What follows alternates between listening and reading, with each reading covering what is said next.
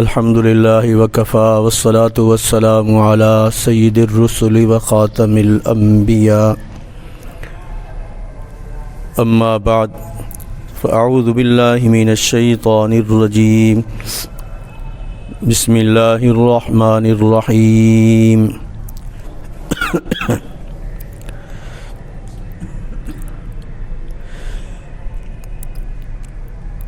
وَإِن تَعُدُّوا نِعْمَةَ اللَّهِ لَا تُحْصُوهَا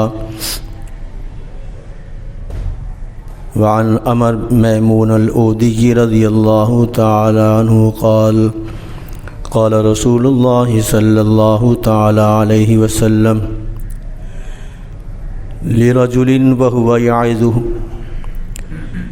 اغتنم خمسا قبل خمس شبابك قبل هرمك وصحتك قبل سقمك وغناءك قبل فقرك وفراغك قبل شغلك وحياتك قبل موتك رواه الترمذي صدق الله العلي العظيم وصدق رسوله النبي الكريم ونحن على ذلك لمن الشاهدين والشاكرين والحمد لله رب العالمين. درود پاک پڑھ لیجیے. اللهم صل على محمد وعلى آل محمد كما صليت على إبراهيم وعلى آل إبراهيم إنك حميد مجيد. اللهم بارك على محمد وعلى آل محمد كما باركت على إبراهيم وعلى آل إبراهيم إنك حميد مجيد. محترم دوستو عزیزو، اللہ رب العزت کا لاکھ لاکھ شکر کہ جس نے ہمیں پھر اپنی زندگی میں نماز جمعہ ادا کرنے کے لیے اپنے گھر میں اکٹھا فرمایا. اللہ کریم ہمیں اسی طرح 5 وقت با جماعت اپنے گھر کی حاضری نصیب فرماتے ہی رہیں اور آخری وقت اللہ ہمیں اپنا نام نصیب فرما دیں.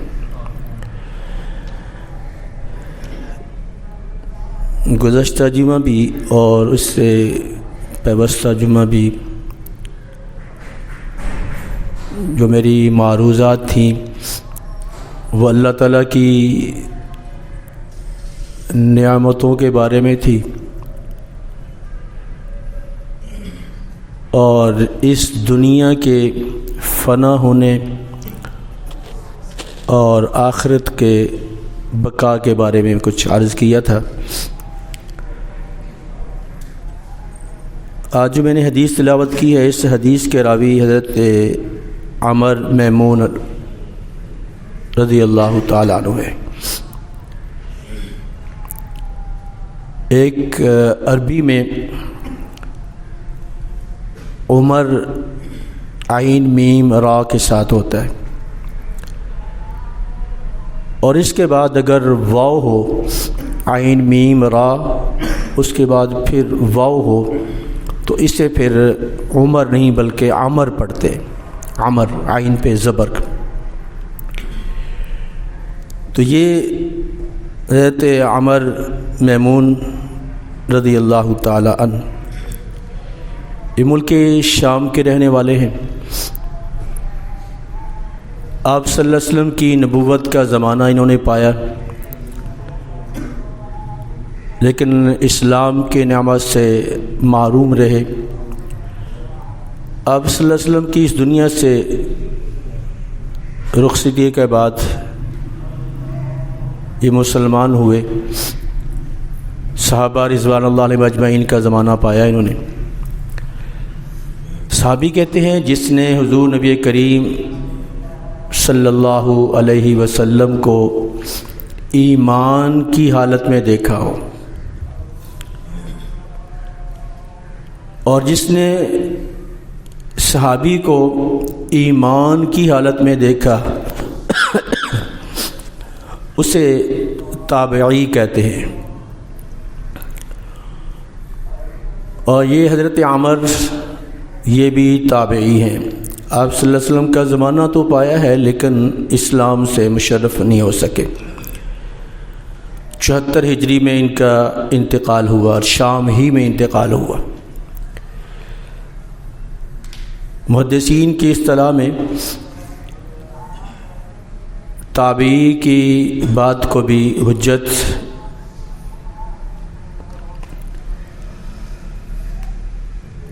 تو یہ حضرت عمر رضی اللہ تعالی عنہ یہ فرماتے ہیں قال رسول اللہ صلی اللہ علیہ وسلم کہ حضور نبی کریم صلی اللہ علیہ وسلم نے ارشاد فرمایا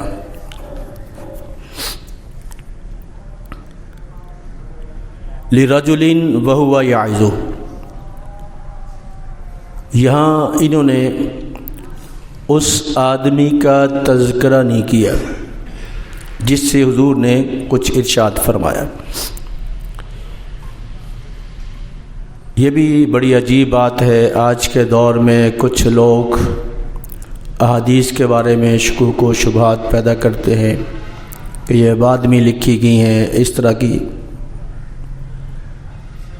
لیکن صحابہ رضوان اللہ علیہم اجمعین نے ہر بات کو پوری طرح جانچ پڑتال کر کے پھر جو آپ سے سنا اس کو بعینی ہی اسی طرح ادا کیا. اس میں کسی قسم کی کوئی تغیر و تبدل، کوئی تبدیلی اپنی طرف سے بالکل نہیں کی. جو آپ نے ارشاد فرمایا اسی طرح اسے نقل کر دیا. یہاں کوئی بھی فرضی نام لے سکتے تھے، لیکن انہوں نے دیانتداری کا تقاضا یہ کوئی نام نہیں لیا. لِرَجُل کوئی بھی آدمی کہ آپ کی خدمت میں حاضر تھا، لِرَجُل کوئی بھی آدمی تھا، اسے آپ صلی اللہ علیہ وسلم نے کچھ وصیت فرمائی، نصیحت فرمائی، وعظ فرمایا، اور اس وعظ میں یہ بات ارشاد فرمائی اغتنم خمسا قبل خمس، کہ 5 چیزوں کو 5 چیزوں کے آنے سے پہلے غنیمت سمجھو. غنیمت مفت کا مال جس میں زیادہ مشقت نہ ہو، بغیر مشقت کے حاصل ہو جائے، اسے غنیمت کہتے ہیں. تو اغتنم آپ نے فرمایا یہ غنیمت ہے. 5 چیزیں جو ہیں 5 چیزوں کے آنے سے پہلے یہ غنیمت ہے، ان کی قدر کرو. اور سب سے پہلی بات جو آپ نے ارشاد فرمائی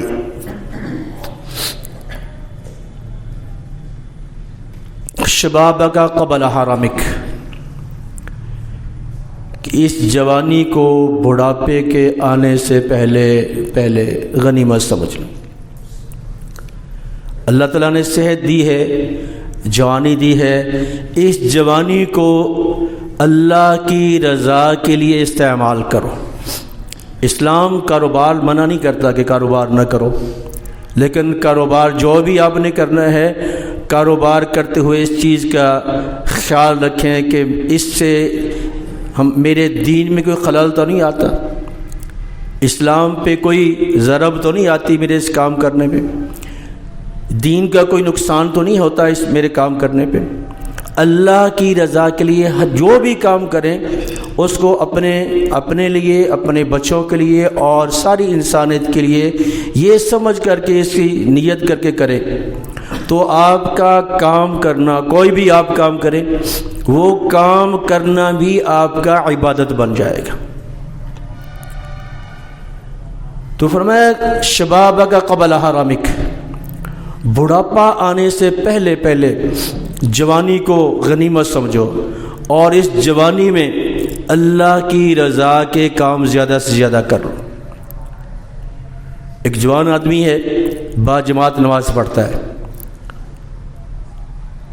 تہجد کی پابندی کرتا ہے، حج عمرہ کیا ہے اس نے. یہ جوان اللہ کو بڑا ہی پسند ہے، بڑا ہی پسند ہے اللہ تعالیٰ کو. کاش ہمارے جوانوں کو اللہ بھی پسند آ جائے. جوان آدمی اللہ کو بڑے پسند ہے. اور جب جوان آدمی کوئی بھی عبادت کرتا ہے تو اللہ تعالیٰ فرشتوں کے سامنے رشک سے فرماتے ہیں کہ یہ دیکھو میرا بندہ. اللہ تعالیٰ نے ساری صلاحیتیں دی ہیں،